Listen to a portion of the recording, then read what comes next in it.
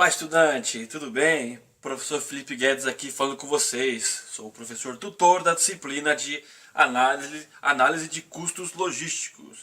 Chegamos agora ao tópico 5, o último tópico antes da provinha. Espero que estejam gostando. Todas as discussões, as leituras de capítulos de livro, todo o senso crítico que eu tento provocar que vocês tenham, poder de análise, todo o desenvolvimento, esse é o meu objetivo para vocês que estão aí estudando, são acadêmicos que vão para o mercado ou já estão no mercado de trabalho. Tópico 5, apuração do custo logístico total. Então, os outros tópicos que a gente foi vendo, capítulos de livros e custo de transporte, tudo, chegou a vez de juntar, de mesclar, de compilar. Segue na tela aí a fórmula, digamos assim, da composição do custo logístico total. Vamos lá. Custo logístico total é igual custo de transporte mais custo de movimentação mais custo de processamento dos pedidos mais custo de estoque médio. Ok? Viram? Custo logístico total. Primeiro, vimos lá custo com transporte. Então envolve uma série de detalhes, custo com transporte. Qual vai ser o modal que você vai utilizar? Rodoviário, ferroviário, aquaviário, aéreo, depende muito da sua mercadoria, né? Porque não é qualquer um que consegue transportar pelo modal ferroviário. Tem que falar com as concessionadas, no caso a LL e algumas ferrovias do nosso estado e Brasil também. Custo de transporte, tá? Fechar fretes com os fornecedores. Se o transportador for terceirizado, fechar o preço do frete. Se a frota for própria, calcular o preço do frete. No tópico que falamos de custos com transportes, o vídeo explanado ele fala sobre um software de cálculo de frete. Como o modal rodoviário é o mais utilizado dentro do nosso país, nosso querido Brasil, que com mais ou menos 60% de tudo que é movimentado dentro do país é pelo modal rodoviário, então eu dei uma direcionada aí no transporte mais comum do nosso país. Então lá ele é um software online, chama-se cálculo de frete, perguntei isso depois lá no Responda, né? Você insere origem, destino, consumo do seu veículo, ele já puxa os pedágios do trajeto, calcula algumas depreciações e te dá o frete. Qual a vantagem? Sai um frete lá por R$8.000 de custo. Aí você coloca uma porcentagem em cima lá, sai por 9.000 para você.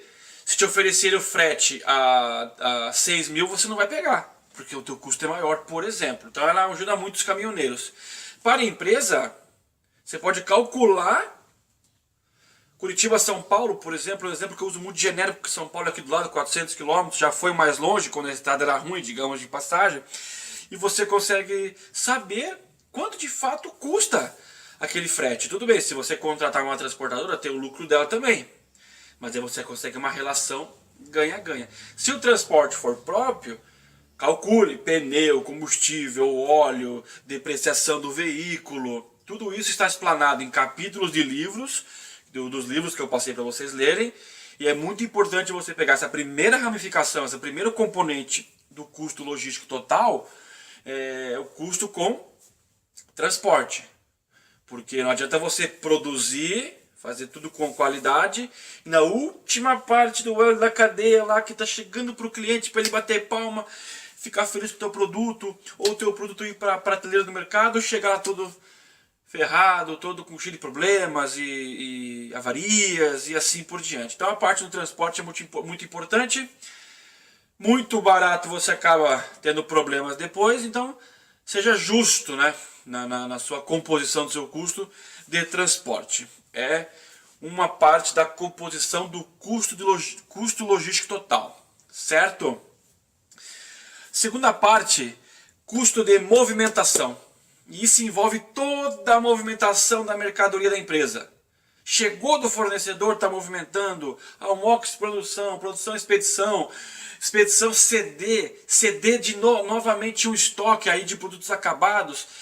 Separação de materiais, tem o seu custo de você ficar lá pegando, ou via sistema, falamos de tecnologia de informação, já inclui também todo esse custo, tem um sistema de informação. O próximo que eu vou falar é sobre processamento de pedidos.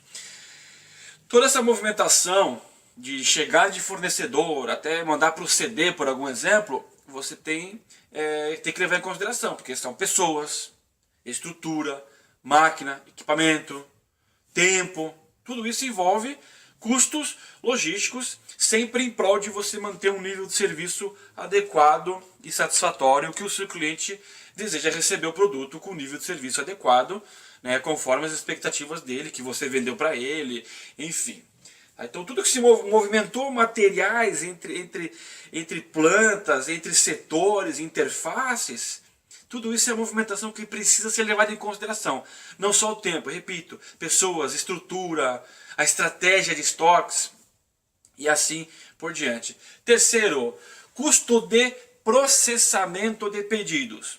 Então, se eu não tenho um sistema e vem tudo mais manual, um simples Excel, eu tenho um tempo para poder processar o pedido, mandar a informação do comercial, do PCP, que é o planejamento e controle da produção, para a própria produção poder manufaturar, poder beneficiar o produto. Então, se eu não tenho um sistema, eu tenho uma coisa mais simples, demanda mais tempo. Isso tem que ser levado em consideração. Se eu não tenho um sistema, eu demando mais pessoas. Se eu não tenho um sistema, demando pessoas. Por exemplo, processamento de pedidos. Meu comercial vendeu um produto que está acabado no meu almoxarifado. Está acabado, bonitinho, estocado lá. Certo? Se eu tenho um sistema, por exemplo, sistema de gerenciamento de armazéns, tem um valor de investimento, mas ele se paga porque ele reduz capital humano. Um dos benefícios de você implantar qualquer custo de tecnologia de informação dentro do contexto logístico é a redução de capital humano. Não tem é uma das premissas, vou reduzir pessoas. Que pessoas é custo. O cara ganha 2, custa 4. Tem aqueles encargos trabalhistas que eu não vou entrar em detalhes agora porque é uma outra discussão. Tem um sistema, por exemplo, o WMS, ele te dá um direcionamento via um coletor de dados e você vai mais assertivamente, né, acertadamente, aonde está de fato o produto que foi alimentado no sistema. Se é uma situação mais manual, mais arcaica, que não é demérito para nenhuma empresa, uma planilha Excel, um papel, um caderninho que seja, demanda mais tempo para você procurar, separar. Então, esses custos, ou de investimento no sistema, ou do tempo e das pessoas que você destinou a processar os pedidos, deve ser levado em consideração quando você for calcular o custo logístico total do seu negócio. E o último, custo de estoque. Muitas pessoas falam que estoque é dinheiro parado. Explanei anteriormente um pouco sobre estoques, as vantagens, desvantagens, ganha-se oportunidades, mas tem perigo de ter produtos obsoletos. Todo esse montante, toda essa atmosfera chamada estoque, almoxarifado, almox para os íntimos, deve ser levada em consideração no cálculo dos custos logísticos total. Então, transporte, movimentação, processamento de pedidos e estoque. Tudo isso deve ser levado em consideração. Dentro dessas 4 ramificações, existem sub-ramificações, né? Então, o processamento de pedidos é toda a produção, né? O transporte é da expedição até a chegada ao cliente e assim por diante.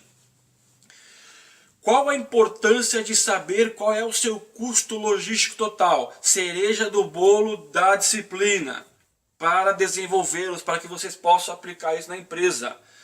Conhecendo os seus custos, tiveram a base aqui comigo de analisar custos, um desenvolvimento.